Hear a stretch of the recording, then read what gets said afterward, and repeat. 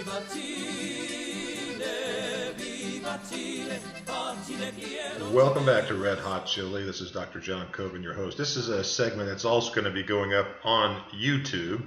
That's being recorded in the evening, so the lighting's much better for my home studio here, which is not really well equipped for being a YouTube video kind of thing. Or, we got a picture of actually my mug and all of that in motion. For radio, it's just wonderful, but for when you add on the video portion, it leaves something to be desired. I am wearing my capitalism shirt today, which I got from my firstborn son many, many years ago, which I enjoy very much, being a capitalist, as you might imagine. Listen, we need to come right down to brass tacks here and talk, just seriously about some issues for people coming down to Chile, and especially from the United States. I realize I don't want to sound in any way patronizing. I realize there's a lot of folks who've traveled a lot, been to other countries, get it basically on what travel's all about, what a new culture is all about. But there are just plenty of people who don't seem to get these sorts of things, and I want to be very frank in my discussion with you today and start off the show in this manner, because people are coming to Chile from all walks of life. Many of the people who come, especially in our residency and visa service, come down with a lot of money. I mean, I wouldn't be surprised if the median net worth for these many people are $10 million or something. And I'm just guessing, but I wouldn't be surprised if it was something like that. However, we do also offer the contract service. We have offered, in the past, the contract visa service for people. That's currently been discontinued. I'm not sure in the future if we're going to continue it or not. It's been causing us a little bit of headaches, and it's just rather small part of the overall business we do, and therefore, for other reasons too, we're thinking about just stopping it altogether. The idea of the contract visa program, by the way, and you can read about these at www.chile-consulting.cl. It's also mentioned on the EscapeAmericaNow.Info, the blog site there, as well as some other resources are noted on that website, so you can check those out. It's just there are some people who come down into the contract visa because they either don't have a lot of money, they want to get out of the United States or out of Western Europe or some other place beleaguered by big government in this world. They want to come down to a freer country, and they're sold on doing it in Chile, but they really don't have the resources to show themselves being retired here.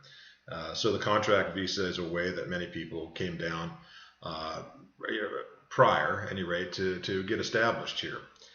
In our contract visa program prior, and again, we may offer it in the future, you basically are coming down as a salesman, where you're going to be an English teacher and a salesman in a sort of combined role. You're going to be required to get your own clients. You're going to be required to charge those clients and collect money from those clients in cash.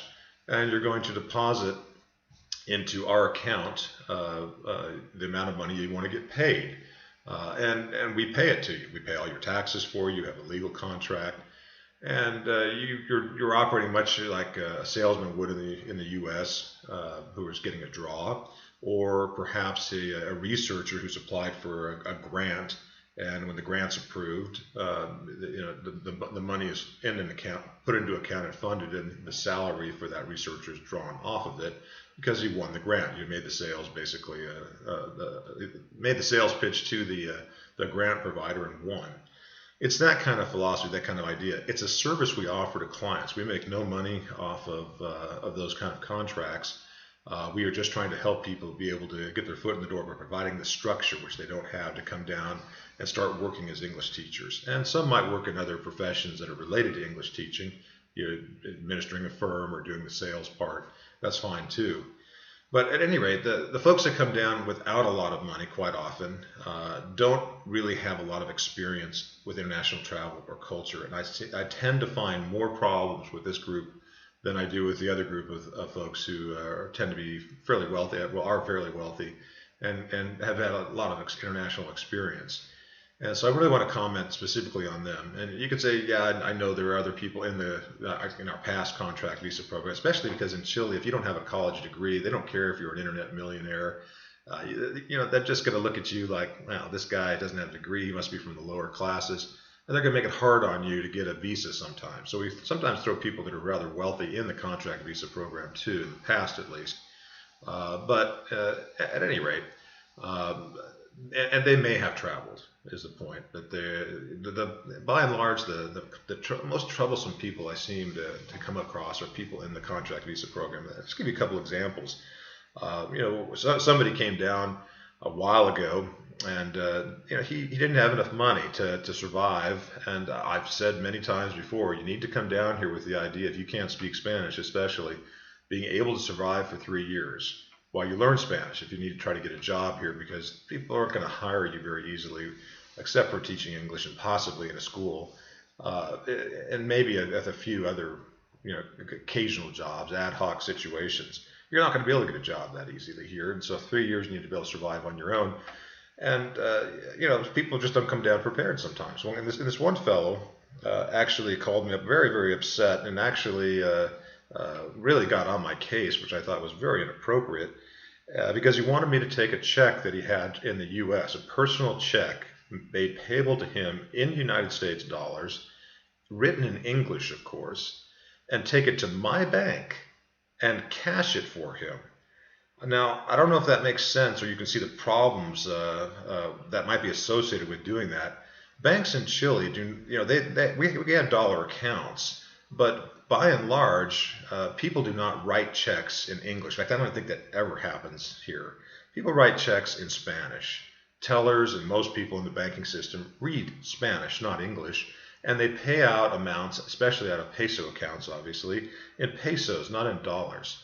And so the idea that I could receive a check, a personal check no less, from somebody else and take it to my bank, and somebody I'm not even related to, and cash it, is really preposterous. When this guy's main funds to survive were in this check.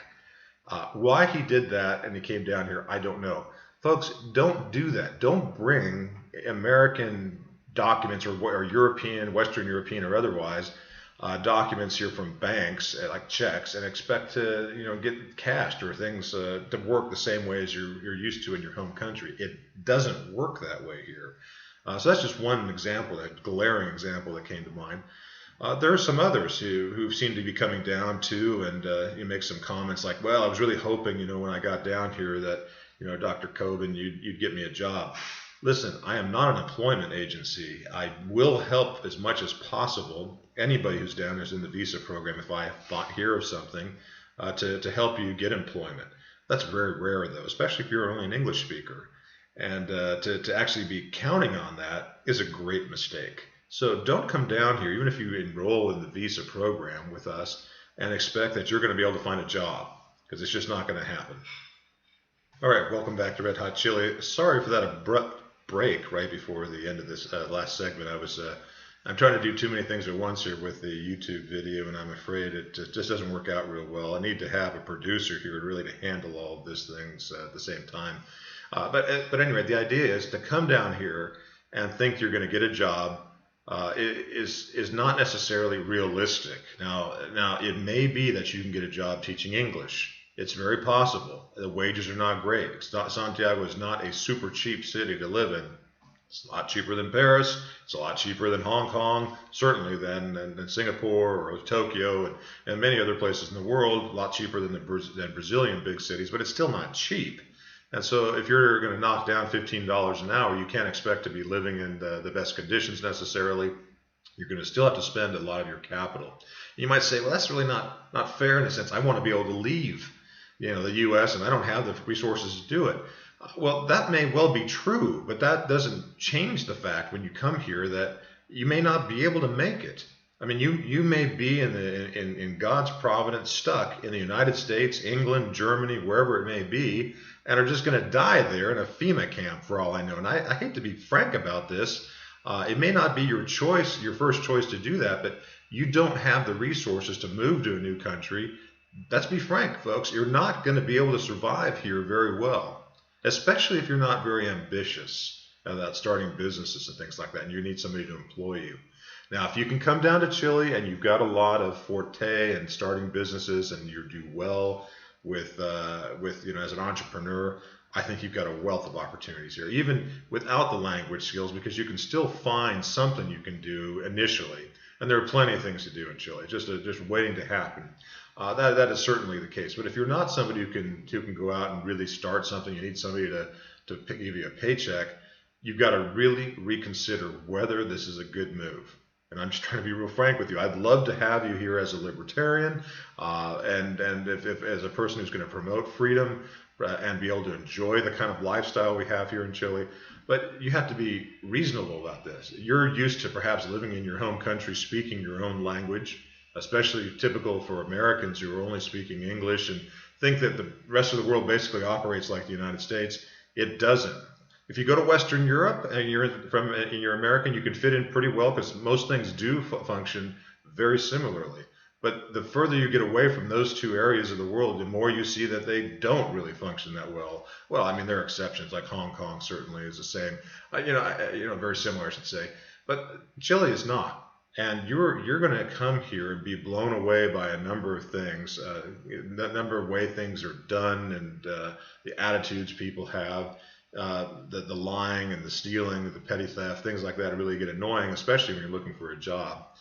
And you have to come prepared, folks. You can't just come down here and expect that things are going to be rosy because it's Chile.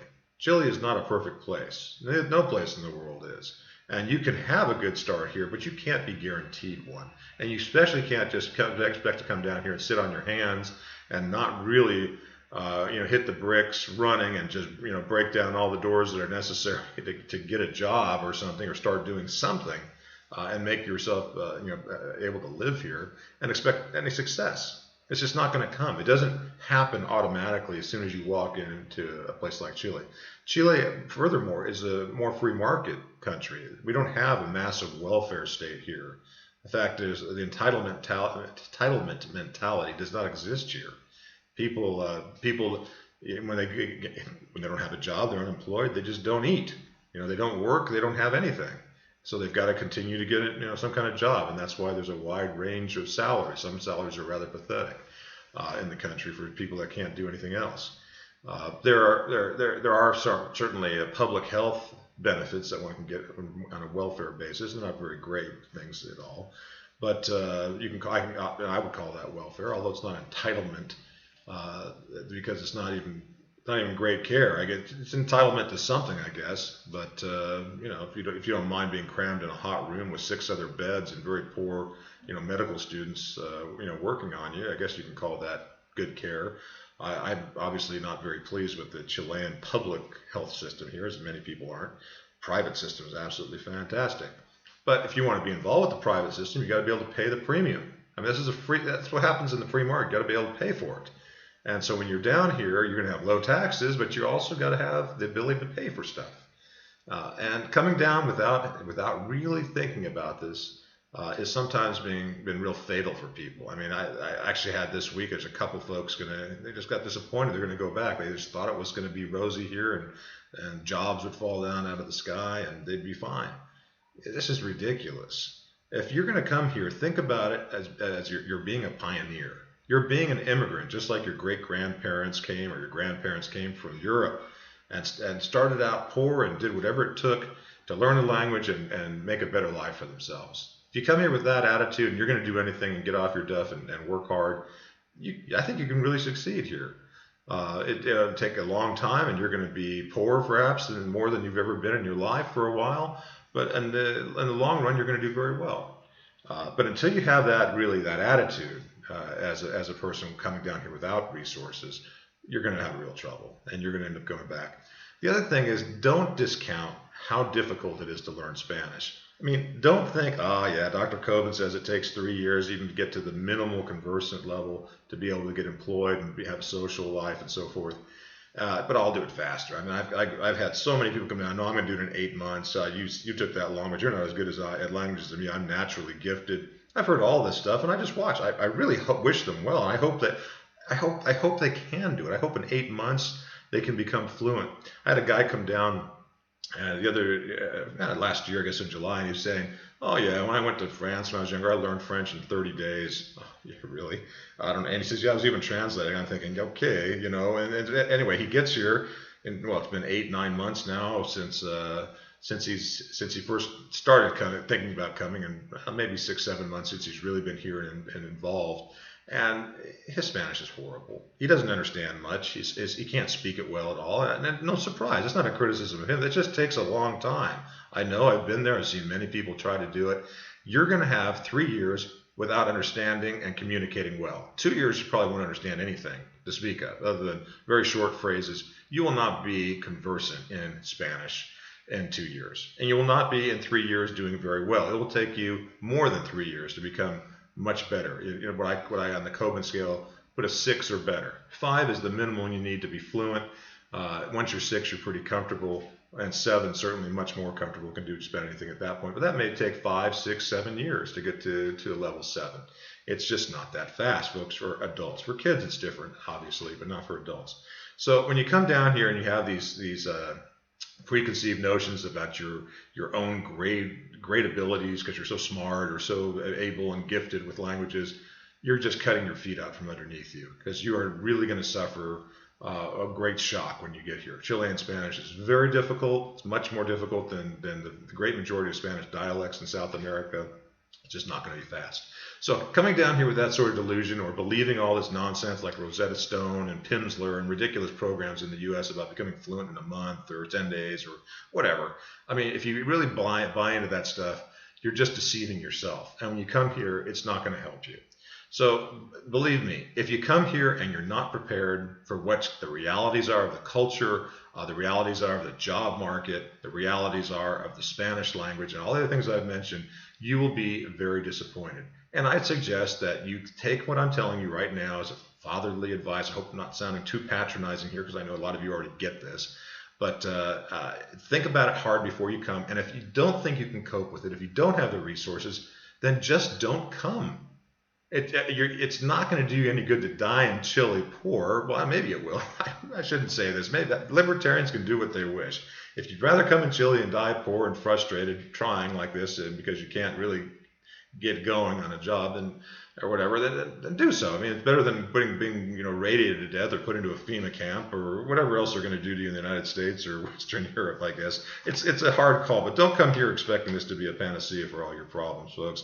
And please don't, when you get here, start calling me and wishing I would do more for you, because I'm only one guy, and I'm certainly not an employment agency. I cannot help you get a job when you get here. So don't expect that it will happen. All right, well, there's a long fatherly lecture, and I'm going to stop there and go on to a couple other things, because I don't want to belabor these points any further.